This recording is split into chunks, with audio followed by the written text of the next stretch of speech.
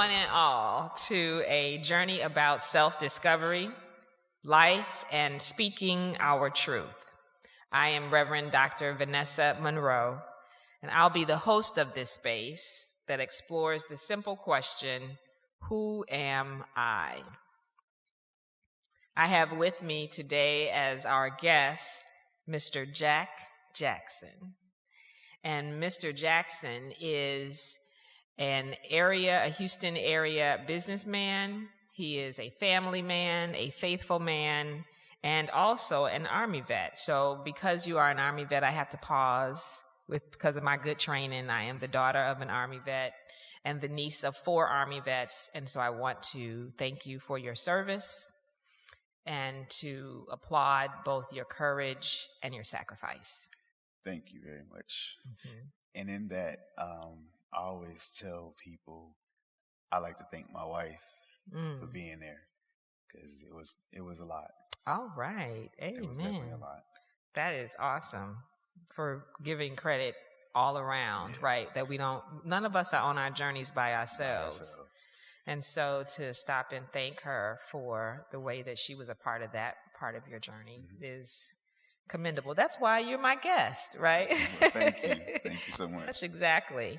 So, Mr. Jackson, let's just start with, what were your envisioned life goals and dreams? I wanted to be successful. I did not know exactly what that meant at the time, but I knew I wanted to be a person that made a difference.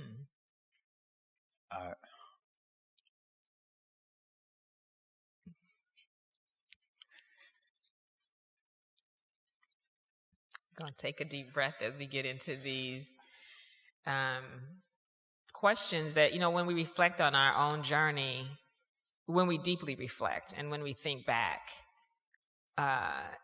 it opens up a space of vulnerability in us. And I think that is why it is so important to tell the story, because we don't always get the story. We look at people and make assumptions about their lives. Exactly. Right? We just like, oh, he got a cool car, right? Or, oh, he dresses really cool, right? And we don't, and so our aspirations or ideas about what it takes to live this journey are often based on reality TV, right? Or what we can snatch. And it's not always truth. It's not. Right. You see somebody get something or be somewhere or have a title, but you don't understand what they went through to get it. And growing up, there was one thing that was always settled for me, that I don't control the world. There's a God. So then there's 2 things that I stand on. One is already settled, so that doesn't have to even be talked about. The other one is, I've always wanted to be for someone else or to someone else what I wish I had. So might that be formative, like formation of your dreams of being, even not necessarily even what you saw, but what you didn't see? Exactly. And the things that I didn't see growing up that I knew others had, I wanted to be for someone else. So I was determined to be successful. I just knew if I was successful, it meant I was living a life that was happy for me, my family, and an example for someone else.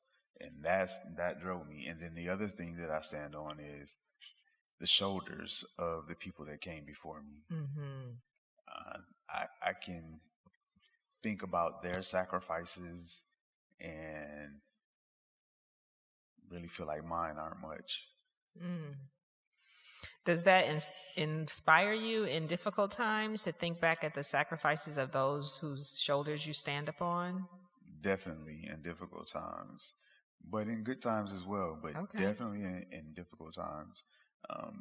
So when I achieve anything or move to another level, I give credit to those shoulders that I stand on. And I'm like, they would be proud. Yeah. Amen. It's that sometimes it's the idea of we are our ancestors' wildest dreams. Exactly. Right. And so to give credit to those who have come before us. Yeah. So your goals and your life plan were more general than specific, would you say, or was there ever a moment where you thought, I want to be a more general? Because I don't think I had a specific direction in which I wanted to go. I had an overall picture of what I thought success was and what I wanted to do when I became successful. So I didn't know where I was going. I didn't know where the journey would take me. Wow. I just knew I had something to do. I think that's really encouraging because so often in our culture, from the time our children are little, we start asking them, who do you want to be? What do you want to be? What do you want to do? And we don't often just allow them to be and move and grow into whatever life's journey for them is. But we want to pinpoint. And I think because we ask those questions so much, young people feel like I have to come up with an answer. Right. And then sometimes I get tied to a notion that I don't even want 5 years from now. Right. But I'm not open to seeing what life will reveal for itself. That's very true. Fortunately for me, I didn't really have that, in a sense that it's not good not to have that, but I didn't have no one telling me or asking that question in the sense of locking me into anything. I was pretty much told you could be anything you want to be as long as you're determined to get there. And that stuck with me. I did not know where I wanted to go.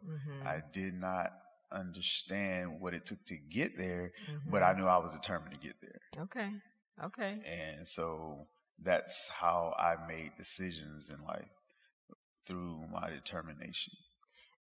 Would you say that that's still a rule of your life? Does that thread continue? Yes.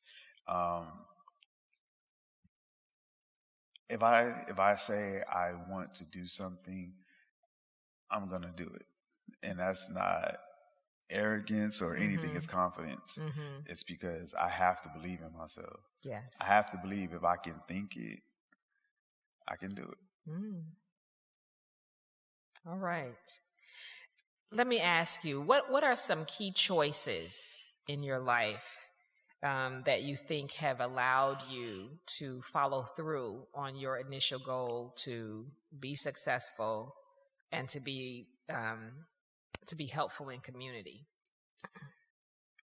It's strange, but now that I look back on it, I graduated high school at 17, and I had not talked to a guidance counselor about college or anything.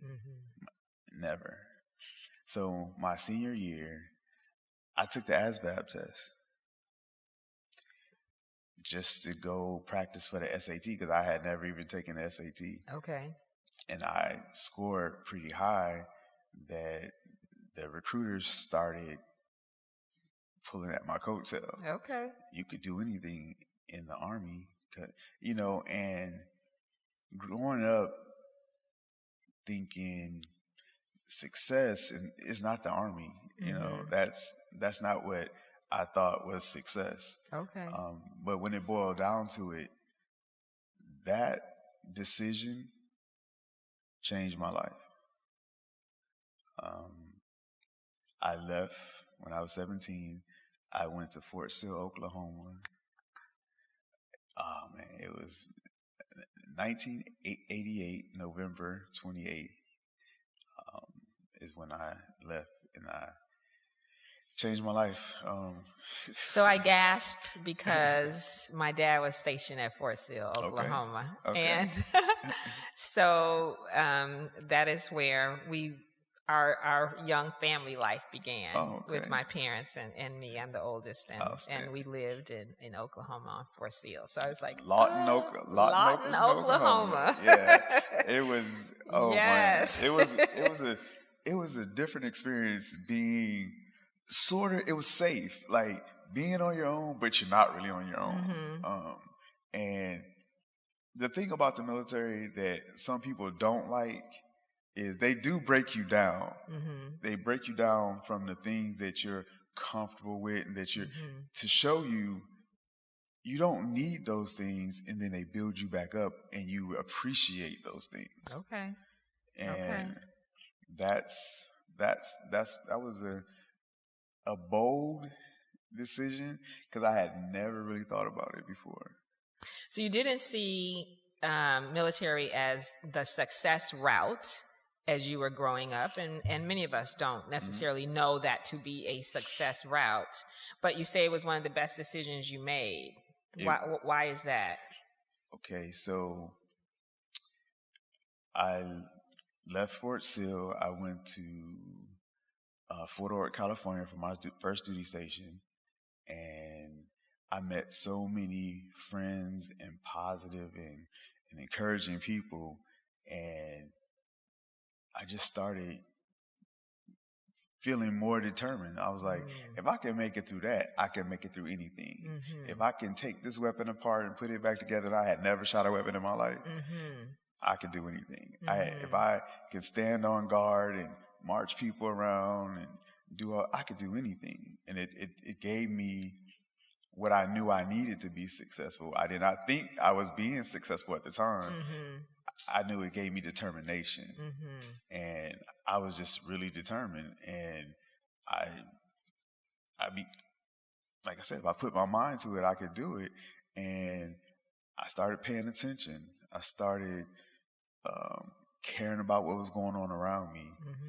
I started helping people. If there was someone that was falling behind in our drills or whatever, I would help. I would just be there. And it felt good. So you were living out your goals. Interesting. And that's what caused me to stay for 23 years. Oh, wow. To make it a career. I made it a career. I started a family. I even changed jobs twice. Yes, twice. It gave me a sense of purpose. Gave me determination. The never quit attitude.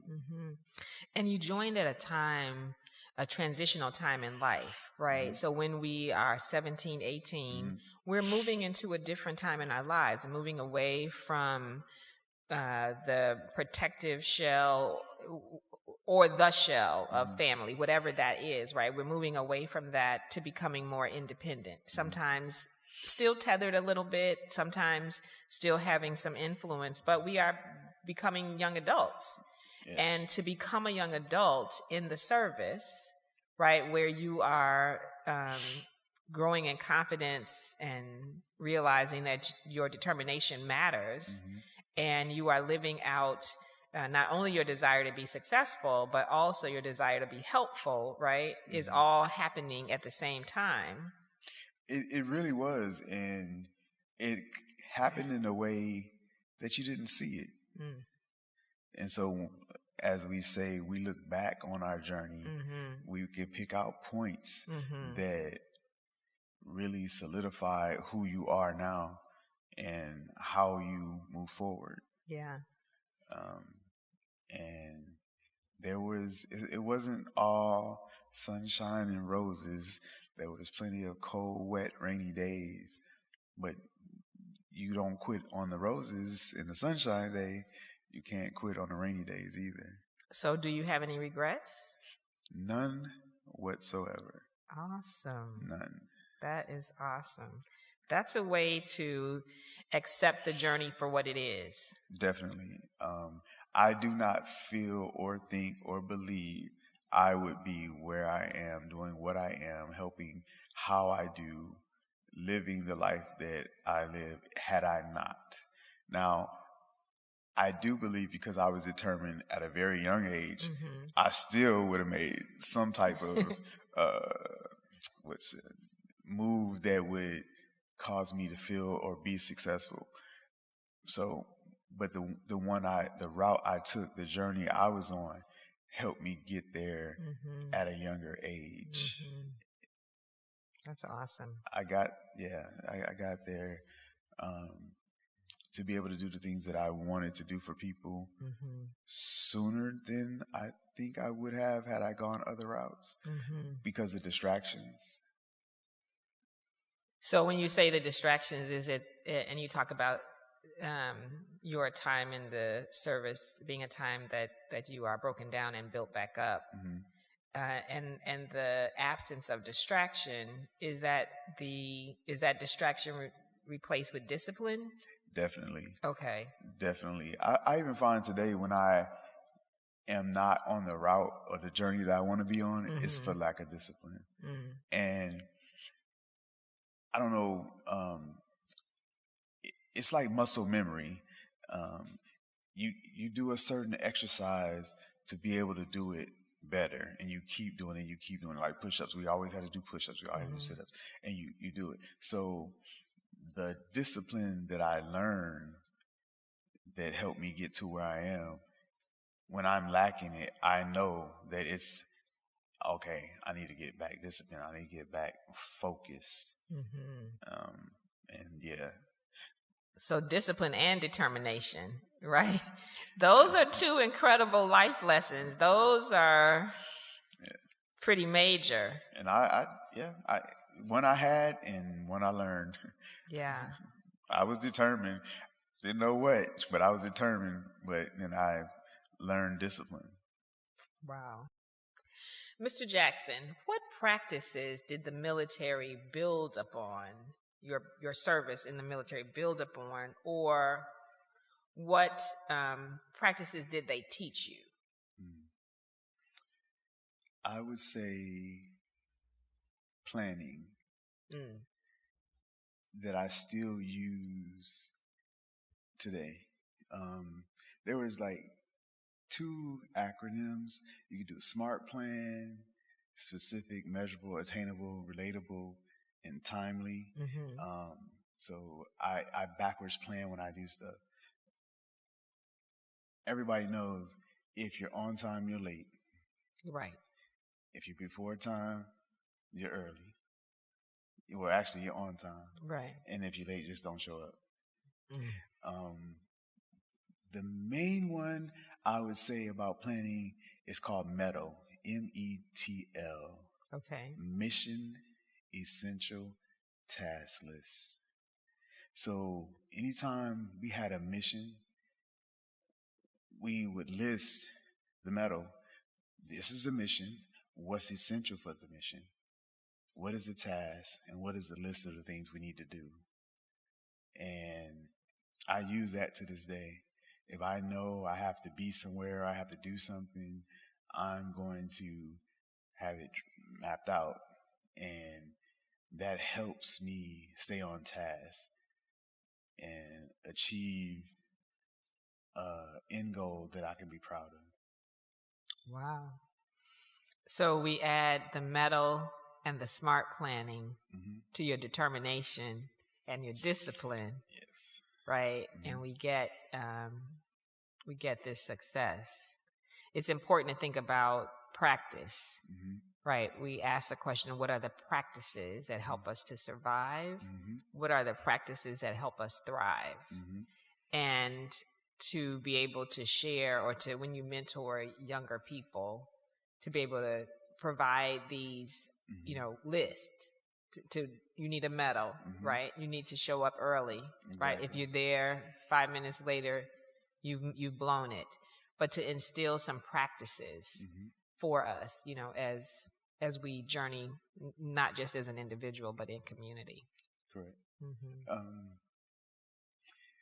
especially especially when you're trying to help a younger person, they need something tangible.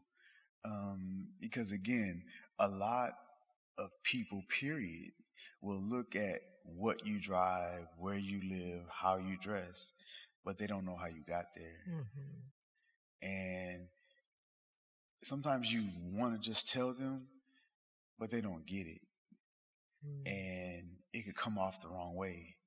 But if you can show them and you can give them the tools that you use, when they start using them and believing in them and it works, you get people come back and say, thank you. And I don't do it for that. That's not the reason. I do it because I want to see people succeed. Mm-hmm. Mm-hmm. I want everyone to make it. I want everyone to have whatever they want. I just do. I've always wanted that. Like, I've never been jealous of anyone or wanted anyone to be jealous of me. If you ask me how I got it, I'm going to tell you. Okay. If you ask me how I think you can get it, I'll sit down and make a plan with you. And I'll make it tangible, and I'll give you my time. Mm-hmm. I have. Mm-hmm. I do. I will give you my time. Mm-hmm. Mm-hmm. If you don't take what you do with ease for granted, if you don't abuse or mismanage my time. Mm-hmm.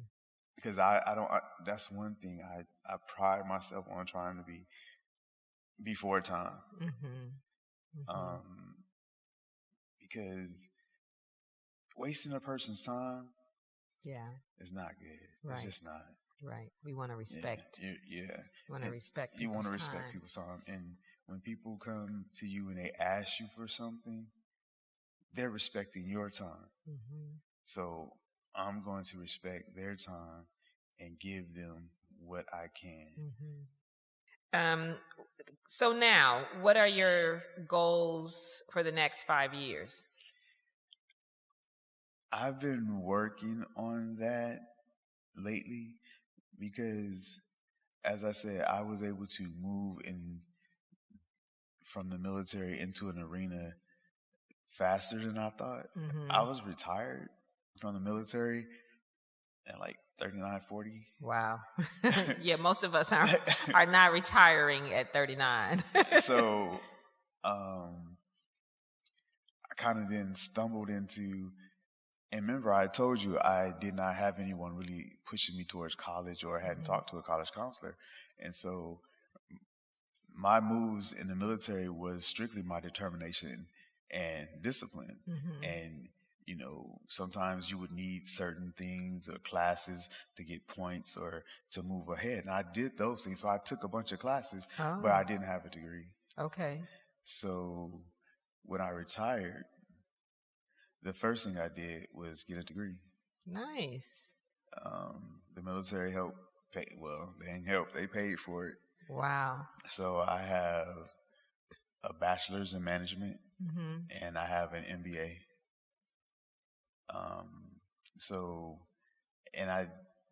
I did those things after my 23 years in the military. I love that because I think so often we, particularly in our American culture, of late, and I don't think this has always been true, but of late, we have created one path, right? And we push one path, we celebrate one path. And even when we talk about athletes, right, who might go straight into professional ball playing, we have these conversations like it's our business as to whether or not they should get their degree first or go into professional sports first, as if there is a particular way to move through this life. Everybody's journey is different. Everyone's journey is different. Yes, and you've just shown that. And let me be clear. I stated that I got my degrees after, but I was successful in the military without those. So I don't want anyone to think that I'm saying you have to have a degree. I'm not saying that. Yeah. I'm no, saying, you retired. Yeah, and I then... retired, and the military is still paying for my college, so I got 2 degrees after, and they helped me to secure a job. Like, I remember I had retired, I had finished school. Like, what do I do next? I'm still 43 or something like that. Yes. And I remember doing an interview for the VA, Veterans Affairs. I remember doing a telephone interview, and I did well. And I was in my last class for I had graduated, but I had to go back to, I think I graduated that Saturday, but I had to go to class on that Monday. Okay.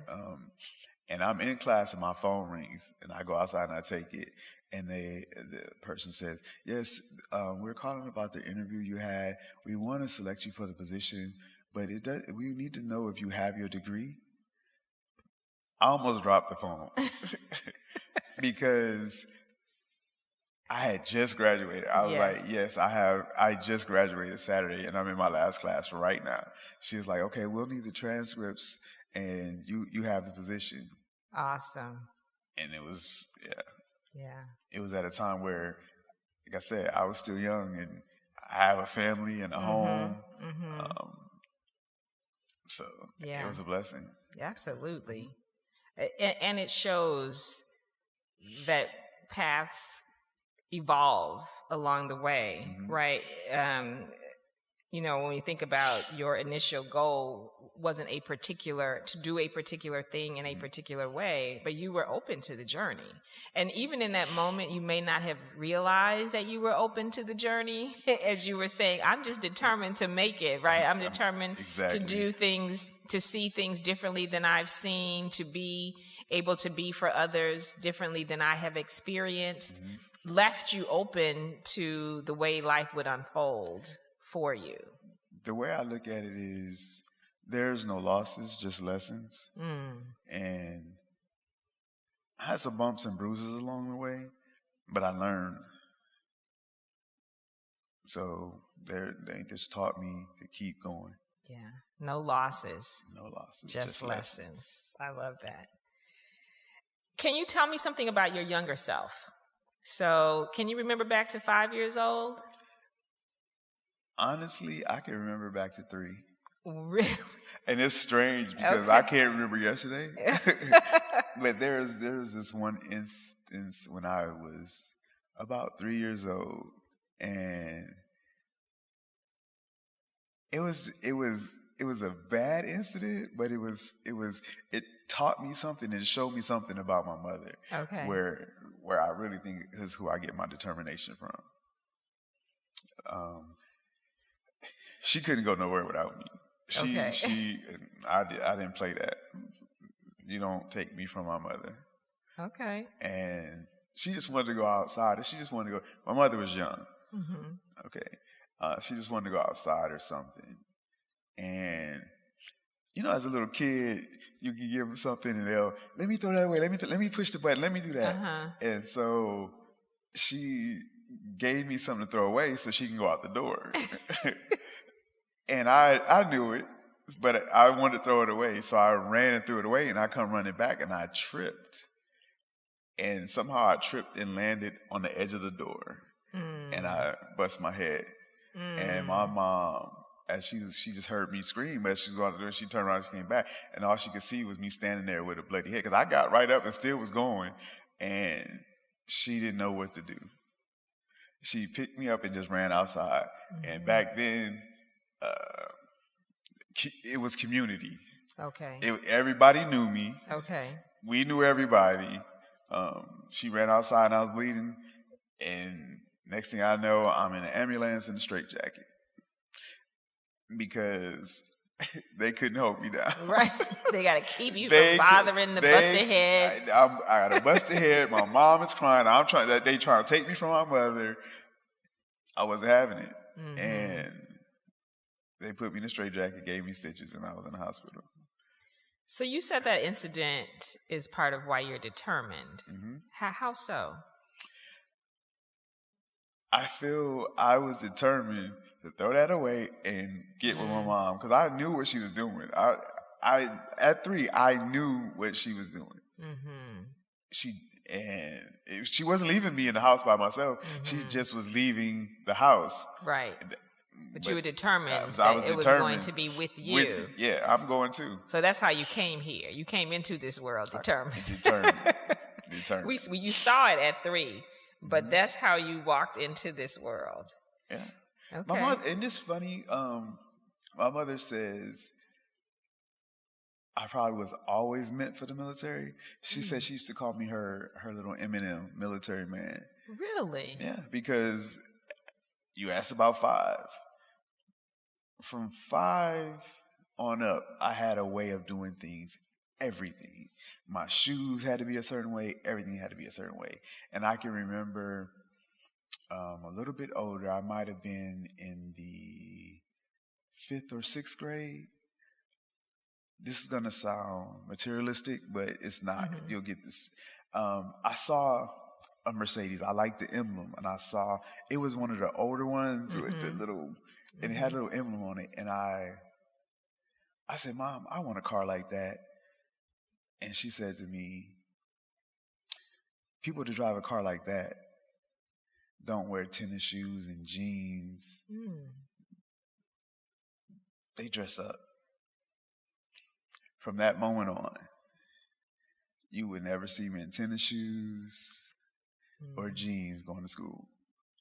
I always had on them little hush puppy shoes, a sweater vest, a tie, corduroys, suit jacket. I was determined to get that car at that age. You know how little kids say, "That's my car, that's my car." I didn't do that anymore. I'll have that car. And like you said, I guess when I look back, I came into this world just determined.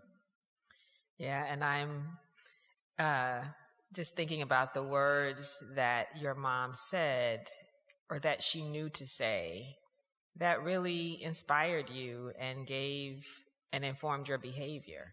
Yep.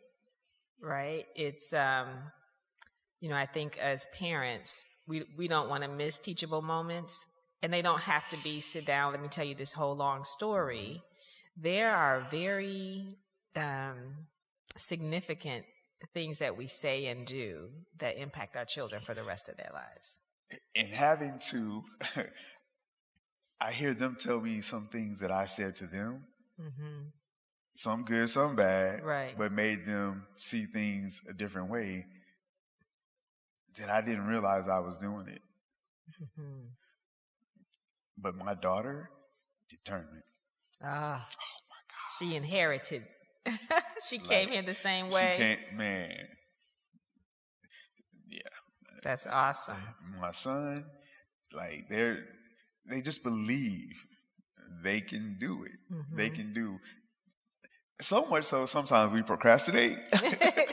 That's not a good part, though. But. Well, they've grown up watching you live this way. Yes. Right? And so for your mom to say, well, yeah, people who drive those cars, dress up. They wear suits. They wear, they don't wear gym shoes and jeans every day.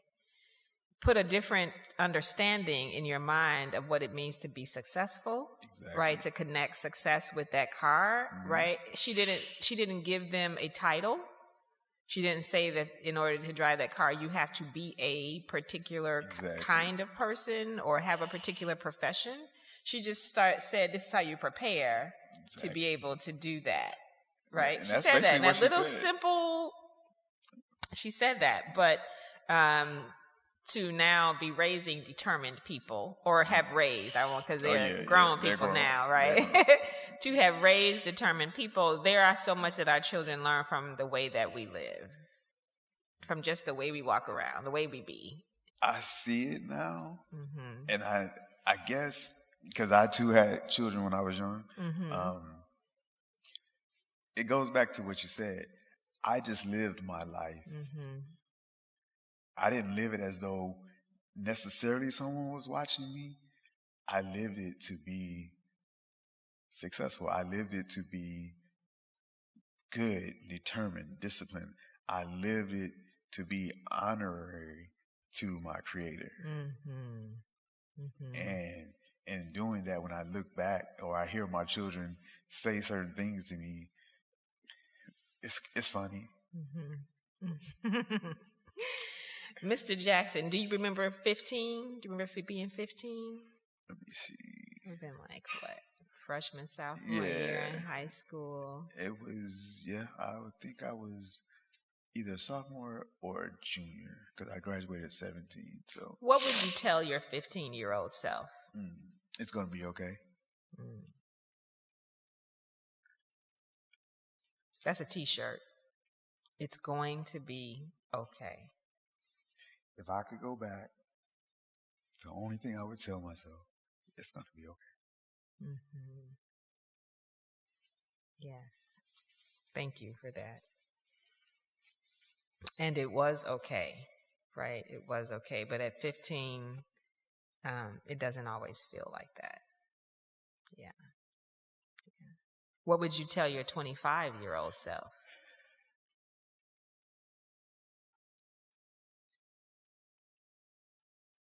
Pay closer attention to things. Don't take anything for granted. And it's something that I say now a lot. Never take what you do with ease for granted. Because sometimes you get into this area where you don't have to prepare or you don't have to do things that are hard for other people. And you take it for granted. And that's where my loving to help people, because some things I do with ease. And I can see someone struggling with it and they look and see me do it and say, you do it. I said, you can do it too. That's great advice, to not take what we do with ease for granted. Because perhaps sometimes that what we do with ease, we may not honor as much or think it's as big a deal because we do it with ease. And then you shrink. You shrink yourself back because you do it with ease, you do it with ease and you don't realize how difficult it is. And then you don't give yourself credit for being able to do something that isn't easy. And you may not even recognize the gift that you have.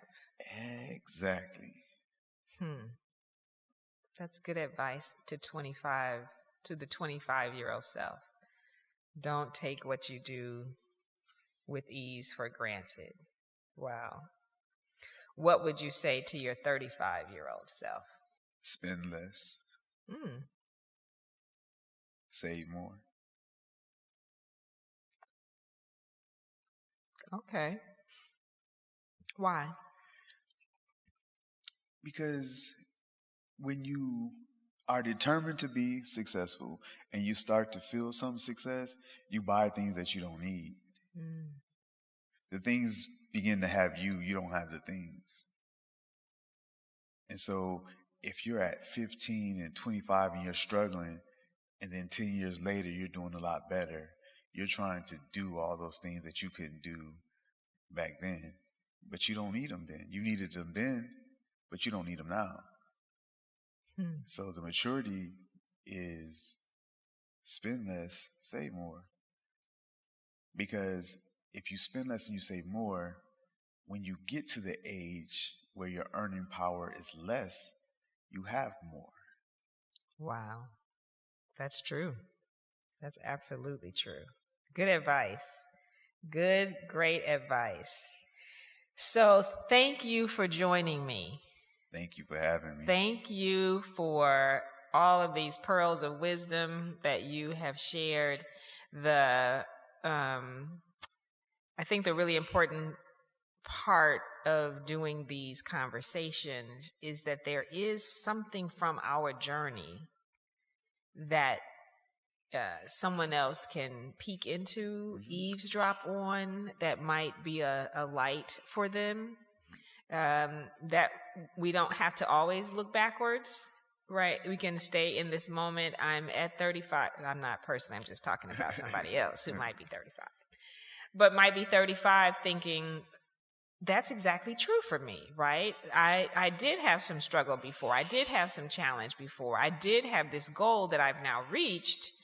And perhaps now my thinking needs to shift, right? And I need to spend less and save more.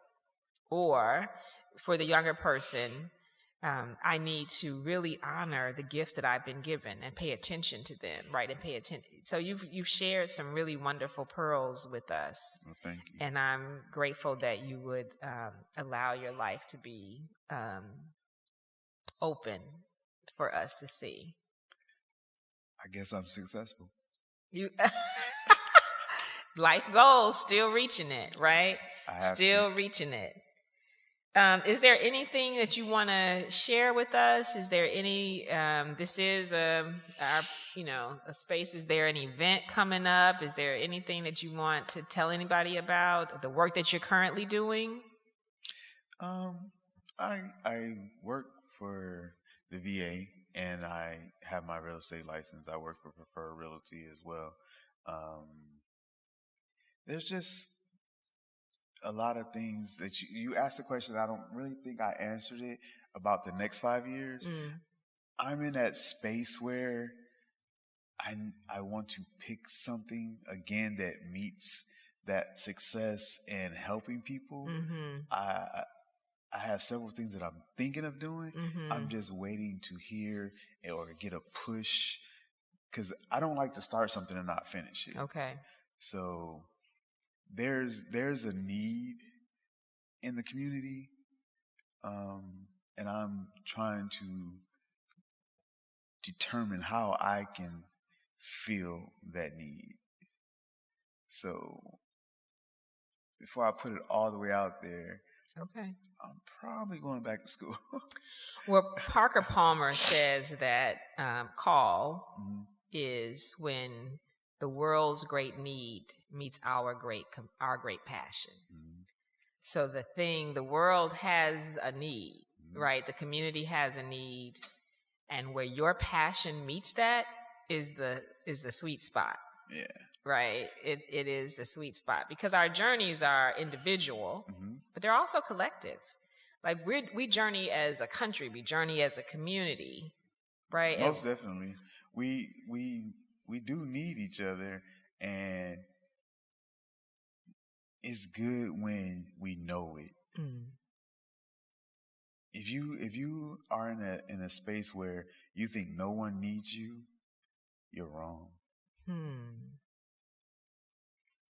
I've always believed that there are lives, there are people tied to you. You just ain't met them yet. It's like my dad used to say, I don't know any strangers. So even after you're retired, even after you've had a second career, after you've served 20 plus years in the service, after you've raised children and had a beautiful marriage, there is still a need. There is still a need in community. There is still work for you to do. Most definitely. Absolutely. I will not sit back and take what I do with ease for granted. The two things that I stand on, and I told you, are I need to be something for someone that I wish I had. And I got to make my ancestors proud. I love your answer. It shows why you've been successful. But I also love the fact that you are the new president of the Journey Houston board of directors. And I look forward to how this board develops with the tools that you have to lead with. I'm excited about it. I really am. I remember sitting in the board meeting and I just typed in on my iPad how to be the best, how to be the best president of a board of an, and it gave me a list came up, and I'm working on it. Oh, I don't doubt that. And I doubt that we will be moving forward, and this will be an excellent first year. I'll do my best. Yes, thank you. Thank you. We'd like to end our podcast with a thought for the week. And our thought for this week is, who controls the past controls the future, and who controls the present controls the past, by George Orwell. Thank you for your time.